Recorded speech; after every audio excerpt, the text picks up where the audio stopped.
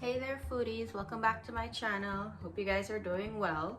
So today, join me in the kitchen to make my recipe for roat. As you know, today's Hanuman Jayanti and this is something that we offer in our offerings. So I'll show you today how I like to make mine, and I have all my ingredients here already prepped.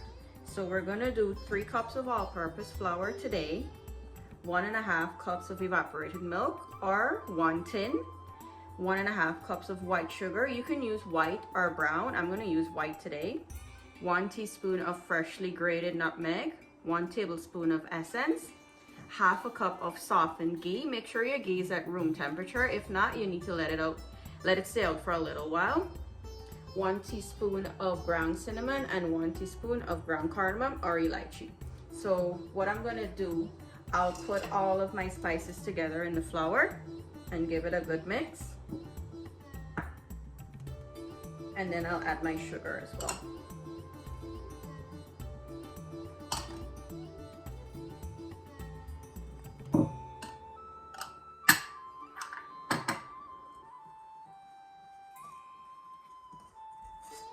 So just mix this up and make sure everything is evenly distributed, especially the spices. If you don't want to use these spices, it's totally up to you, but I like to use it because it gives a nice flavor in any type of Hindu sweets and stuff. I always use my spices because I like the flavor that it gives. But if you don't like it, that's okay. You can use what you like and what you don't like.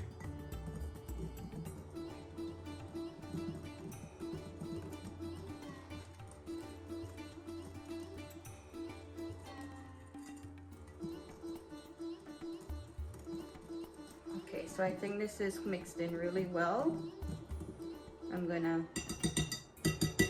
go ahead and add my ghee to the flour, and I'll just mix it in completely.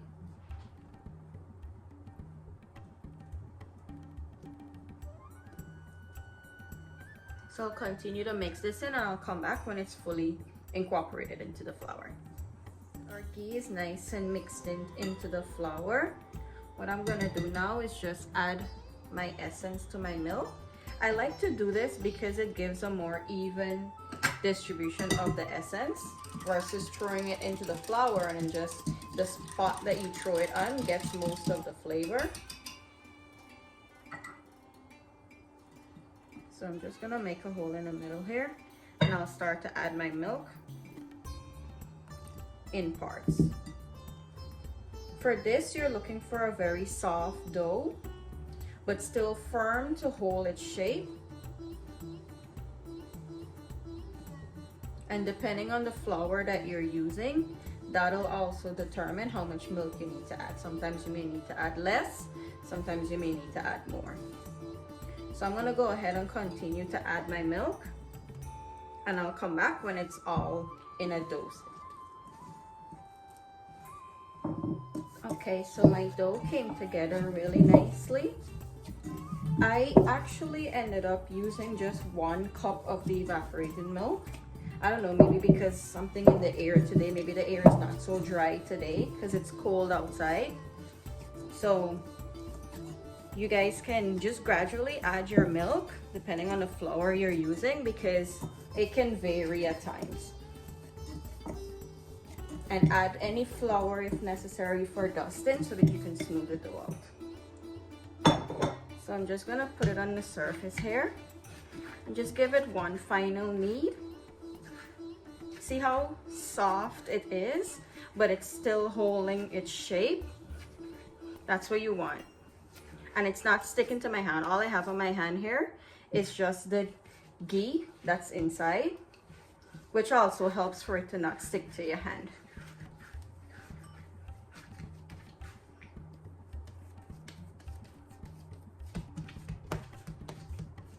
So I'm just gonna let this rest for about 5 to 10 minutes to let the flavors absorb into the flour, and then we'll come back and start separating.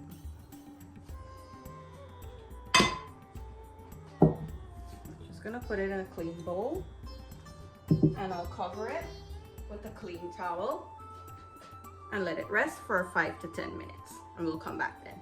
Our dough's been resting for about 10 minutes, so it's time to now make the little balls for the roll.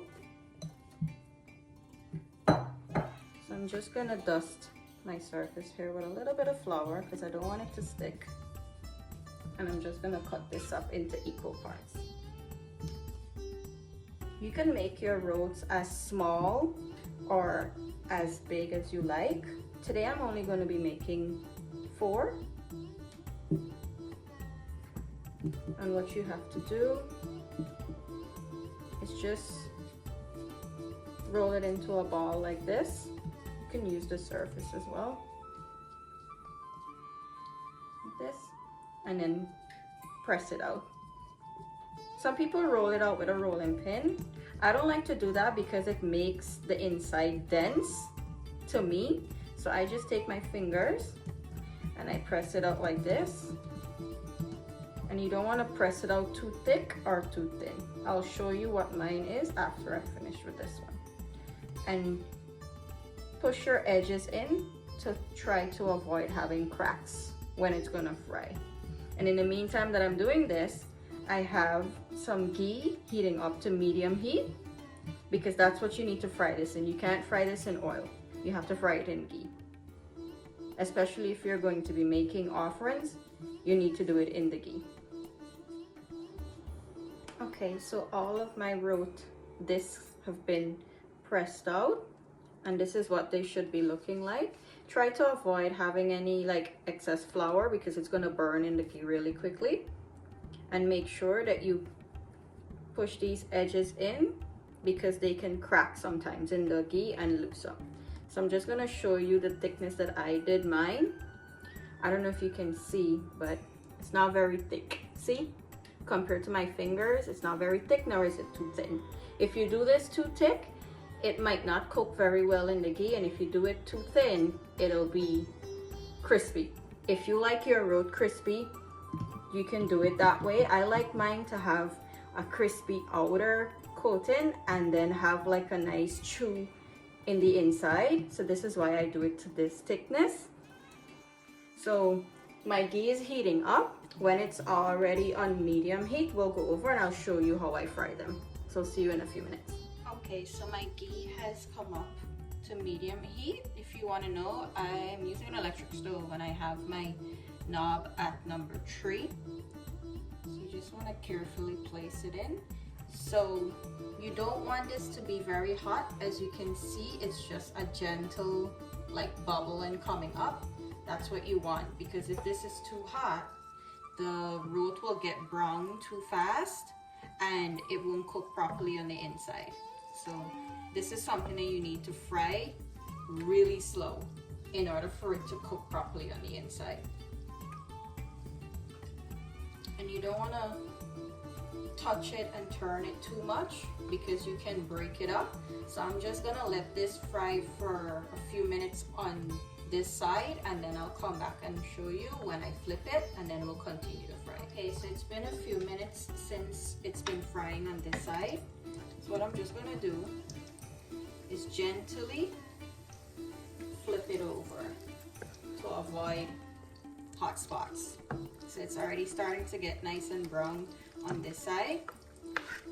I'll let it fry up that way on the other side, and I'll continue to flip it until it's fully fried. So I'll come back when it's time to flip it again. Okay, so I'm gonna give it another flip. So this color here is good for me on this side. What I'll do, I'll let the other side fry until it gets to this color. Okay, so my roat is finished frying. I'll show you the color that I like to do mine. It's not too dark, but it's not too light. And what you can do is just make sure you drain out all of the ghee really well. You can press it down a bit with the spoon and it'll squeeze out like this. And I'll just put it on a paper towel here to continue draining. And it's still hot, and the more it cools down, the crisp will develop. So I'm just gonna leave this to cool down, and then I'll continue frying the rest, and I'll come back when they're on. So here I have my roats. They came out really well. These two are cooled down, but the rest are still cooling down. So I'm just gonna break into it and show you what it looks like on the inside. See how nice and soft it is on the inside? I don't know if you can hear this, but there's a crisp. There's a crackle when you break it open. And look, it's nice. It's soft, but it's fully cooked on the inside. So I hope you guys enjoy my recipe today. I hope you give it a try. Like, share, and comment. Do subscribe to the channel if you want to have notifications for when I post new videos. I hope you guys enjoy the rest of the day and have a happy and blessed Hanuman Jayanti. Thank you for watching today. Bye.